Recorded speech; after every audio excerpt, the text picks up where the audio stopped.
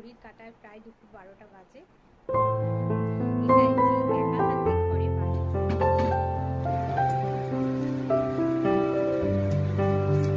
হচ্ছে কাঁটায় কাঁটায় কিন্তু ঘড়িতে 12টা বাজে। আর তোমার টিচারের নামটা কি বললে গো?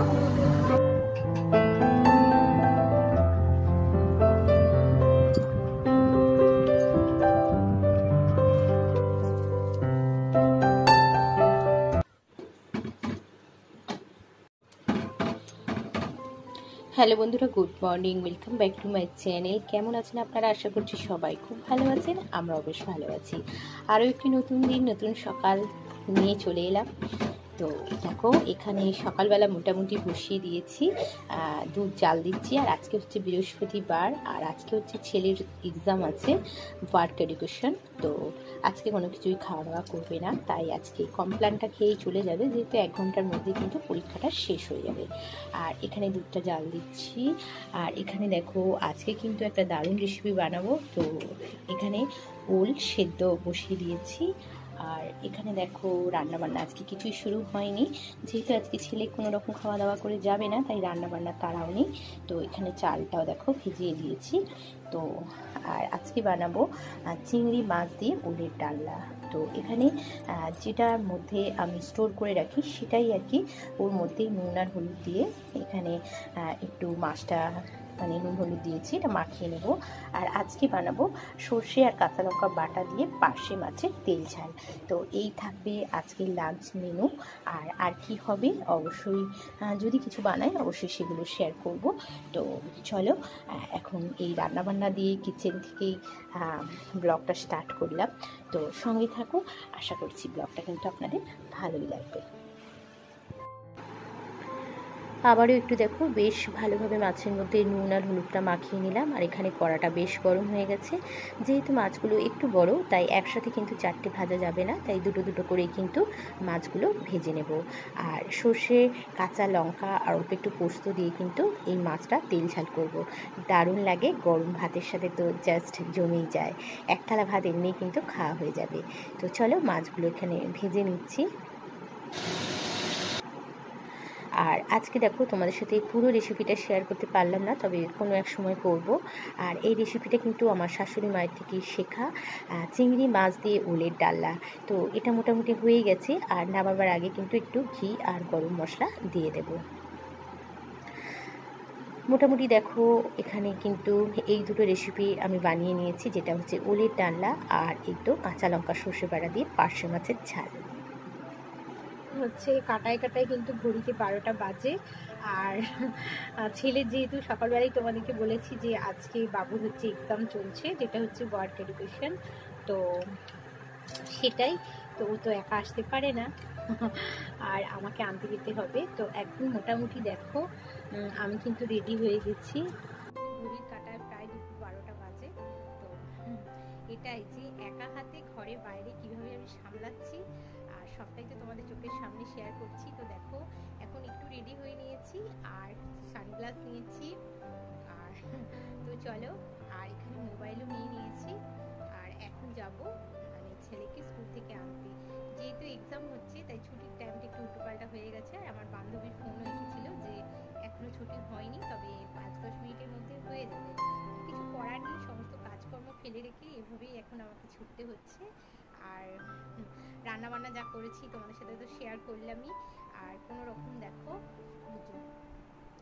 কারণ ও এসে আগে বিছানাটাই ধরবে, ঠিক আছে?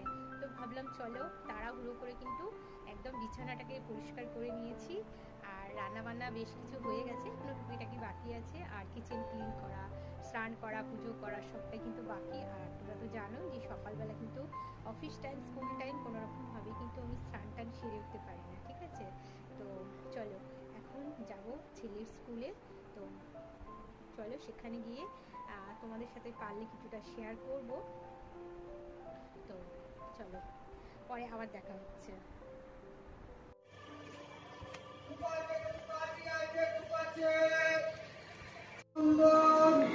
ফাইনালি কিন্তু বেরিয়ে পড়েছি, দেখতে পাচ্ছ এখন দুপুরবেলা, প্রায় দুপুর 12টা বাজে। একদম রাস্তাঘাট ফাঁকা।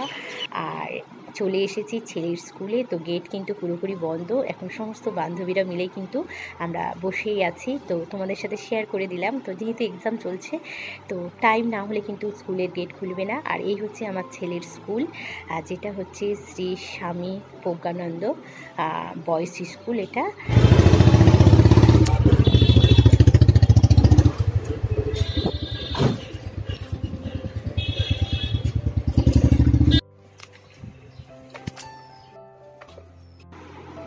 তো দেখো এখন মোটামুটি বাড়ি চলে এসেছি। আর আজকে ওয়ার্ক এডুকেশনে কী ছিল ভাবলাম চলো তোমাদের সাথে একটু শেয়ার করি। এই ছিল ওর ওয়ার্ক এডুকেশন, যেটা নিজে হাতে বসে করেছি। আর তোমরা দেখতেই পাচ্ছ আজকে সই কিন্তু, তো স্যার এটা সই করে দিয়েছে। আর দেখো এখানে সমস্ত কিছু ওয়ার্ক এডুকেশনের যে সমস্ত জিনিস, তো মা হিসেবে এগুলোই কিন্তু আমাকে ঠিক জায়গায় কিন্তু গুছিয়ে গেছি রাখতে হয়। আর তো সাধারণ একটা হাউস ওয়াইফ হয়েও ঘরে বাইরে সব কিছু কিন্তু আমাকে টেক কেয়ার করতে হয়। আর তো চলো এখানে দেখিয়ে দিলাম যে আমার ছেলের সমস্ত ওয়ার্ক এডুকেশনের যে সমস্ত খাতা। আর দেখো ড্রয়িং করতেও ভীষণ ভালোবাসে, তাই এখানে ড্রয়িংটা যেটা করেছে সেটাও তোমাদের সাথে শেয়ার করে দিলাম। আর এই সমস্ত হচ্ছে ওয়ার্ক এডুকেশনের খাতা, যেগুলো ও তো সেভাবে গুছিয়ে গেছি রাখতে পারে না, তাই ভাবলাম গোছানোর সময় তোমাদের সাথে একটু শেয়ার করে দিই। তো সাংসারিক কাজকর্মের সাথে সাথে কিন্তু এই সমস্তগুলো আমাকে দায়িত্ব সবটাই কিন্তু পালন করতে হয়। তো চলো সমস্তগুলো দেখিয়ে দিলাম, এগুলো গুছিয়ে গেছে যে যার জায়গায় রেখে দেবো। তবে সময়ের কাজ কিন্তু সময় করে নেওয়াটাই কিন্তু ঠিক। ভেবেছিলাম এটা পরে রাখবো, কিন্তু ভাবলাম না, এখনই গুছিয়ে গেছি, রেখে দিই। সমস্ত কাজকর্ম করার পর স্নান সেরে চলে এসেছি ছাদে। আর আজকে কিন্তু বেশ কিছু কাছাকাছি করেছি, তো সেগুলো নিয়েই এখন দেখো পুরোপুরি ছাদে চলে এসেছি। আর আজকে বলতে পারো স্নানটা করতে অনেকটাই আমার বেলা হয়ে গেছে। এখন ঘড়ির কাঁটায় প্রায় বলতে পারো 2:30 কিংবা 3টে বাজে। যেহেতু স্কুল থেকে আসার পর সমস্ত রান্না বান্না ঘরের কাজকর্ম সবটাই কিন্তু আমাকে একা হাতেই কমপ্লিট করতে হয়েছে, তাই বলতে পারো একটু দেরিও হয়ে গেছে। আর শ্বশুরমশাই বয়স্ক, ওনারও টাইম টেবিল খাওয়া দাওয়া, তো এভাবেই চলছে আমার সাংসারিক জীবন। তো সাধারণ হাউস ওয়াইফ হয়েও কিন্তু ঘরে বাইরে এভাবেই কিন্তু আমাকে ম্যানেজ করতে হয়, তো এভাবেই করে থাকি। তো আমার এই ব্লগ তোমাদের কেমন লাগছে অবশ্যই কিন্তু তোমরা কমেন্ট করে জানাবে। যদি ভালো লাগে তাহলে অবশ্যই আমার চ্যানেলটিকে সাবস্ক্রাইব করে আমার পরিবারে তোমরা থেকে যাও। তো চলো সমস্ত জামা কাপড় কিন্তু দেখো মেলে দিয়েছি। রোদ্দুরটা যদিও সেরকম নেই, তবে একটু হালকা হালকা আছে, তো শুকিয়ে যাবে। দেখো সমস্তগুলো তো এত স্কুল থেকে আসার পর ছেলের যে দুখানা সেট সেগুলো কিন্তু কেচে দিয়েছি। তার কারণ কি বলতো, এখন বর্ষাকাল,